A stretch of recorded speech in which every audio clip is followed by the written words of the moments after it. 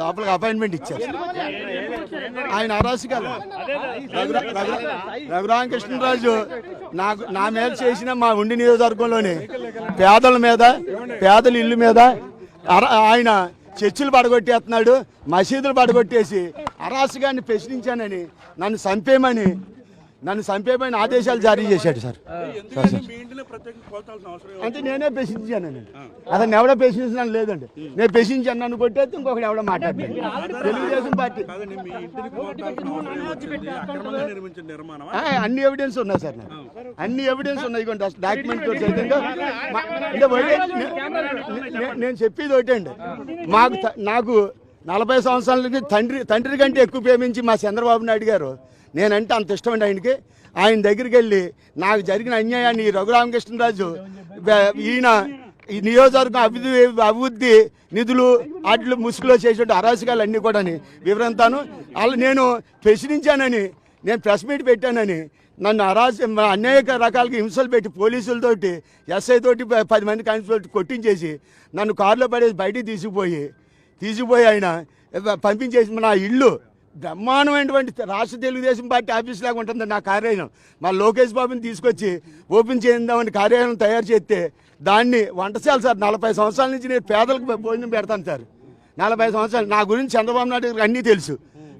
దాన్ని కూడా పడగొట్టించేసి మొత్తం office, revenue department, police department, irrigation department, అసలు ఇరిగేషన్కి ఏ విధమైన సంబంధం లేదు సార్. నా సొంత భూమి, నాకు అన్ని రకాల డాక్యుమెంట్తో సైతంగా మా నాన్నగారి దగ్గరికి వెళ్తున్నాను.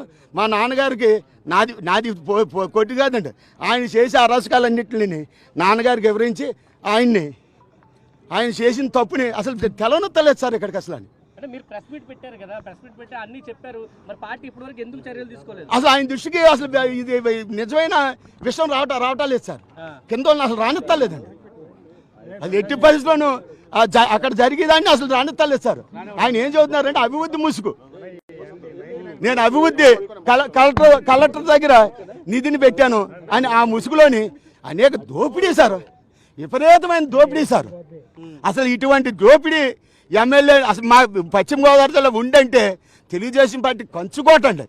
అటువంటి కంచుకోటనే ఈయన మా నాయకుడు గారు ఈయనకి టికెట్, ఎంపీ టికెట్ రాలేదని ఎమ్మెల్యే ఇచ్చానంటే 3 పార్టీలు కలిసి మేమందరం అండి ఎంతో కష్టపడి, ఎప్పుడు చరిత్రలో రాని మెజార్టీ తీసుకొచ్చి కష్టపడి పనిచేశాం సార్.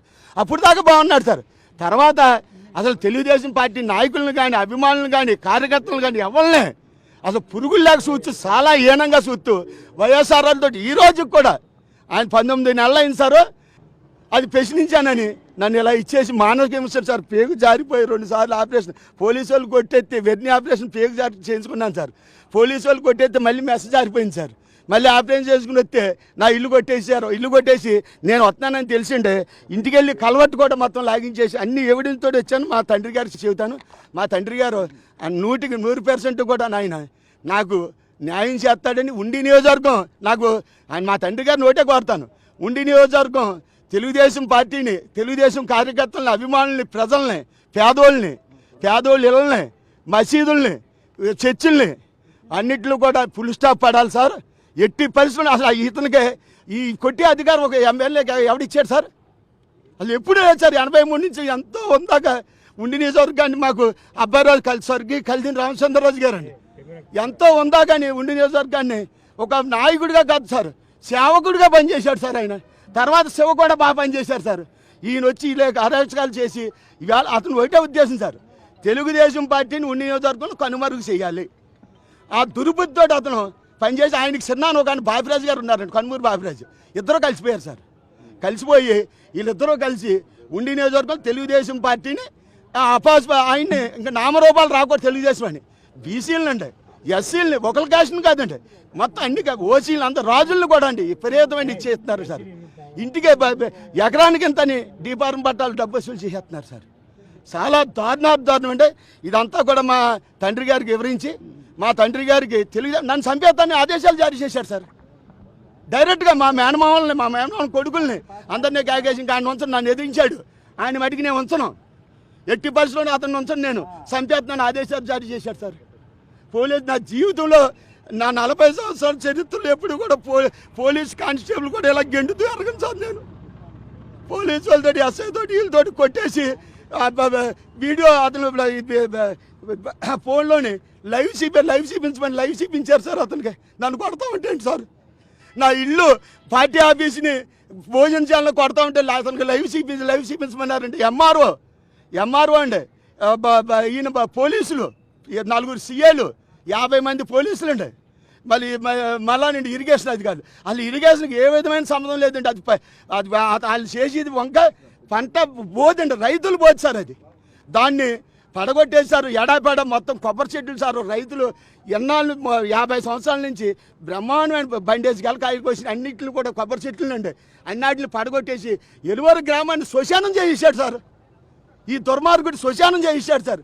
నేను ఒకటే కోరేది ఈ దుర్మార్గుడి నుంచి, మా గురువు గారిని, మా చంద్రబాబు నాయుడు గారిని, మా తండ్రి గారిని కోరేది ఒకటే, ఈ దుర్మార్గుడిని తెలుగుదేశం పార్టీని రక్షించమని.